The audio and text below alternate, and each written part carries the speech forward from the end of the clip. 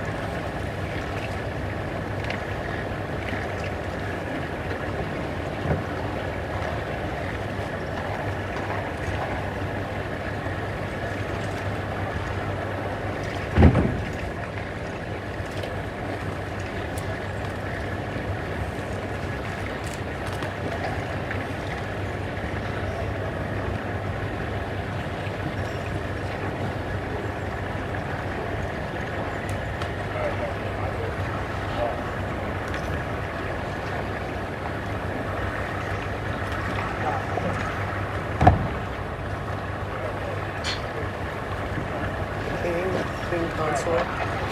What again strikes you is the silence as people just, family and others, taking in the moment.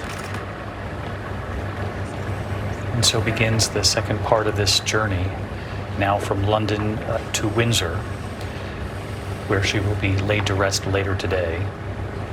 And as we see her coffin through the windows there, and I saw a moment ago, the image of George and Charlotte looking on. There are the bells in the background here. A salute from King Charles.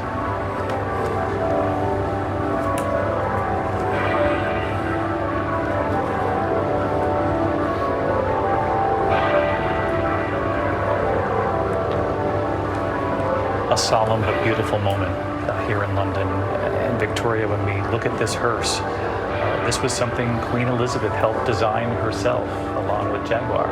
It was, that's right. She had thought of every detail of this funeral. She was across all of these plans, and this state hearse formed an important part of that because, of course, we knew at some point her coffin was going to be transported by car, not just on a gun carriage, and this was specifically designed so that she could be seen, so that she could be visible. Her motto, obviously, I have to be seen to be believed.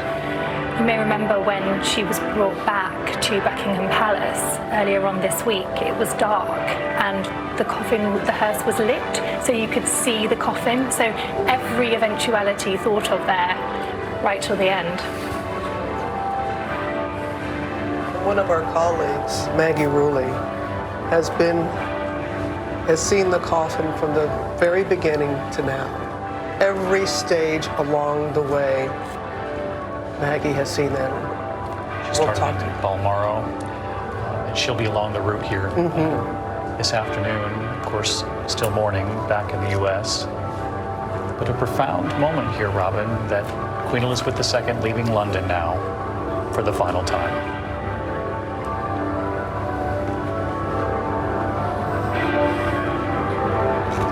The hearse with the glass, a lot different from the Land Rover Defender that Prince Philip designed for himself. Yes, exactly.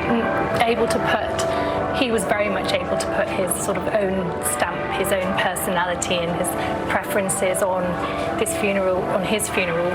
We do see that with Queen Elizabeth as well. Hers is the funeral of a head of state, very different, a lot more formalities to follow, but wherever she has been able to, she has been really mindful of the personal touches and been aware of what people would be wanting to see.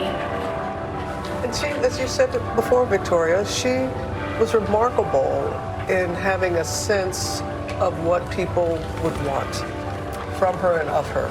I think that's it, and I do think that is central to why the monarchy not just survived but thrived over so many decades of change, when attitudes were changing to things like deference, people becoming less deferential, but yet she formed this incredible bond with the public, and you can see the crowds lining the street now. As I was saying, so many of them will have perhaps a memory of when she came to their town, their city, and they saw her then. She always wore those bright block colours to be visible so people could spot her from a distance, and that was fundamental to how she performed her role. And her daughter, Anne, is in the car behind the coffin yet again, as we saw earlier in the week. She has been there by her mother. Which was the Queen's request. Yes. That it be Princess Anne who was at her side for this entire journey. You can see flowers that are being thrown along the path. The majestic tolls of the bells.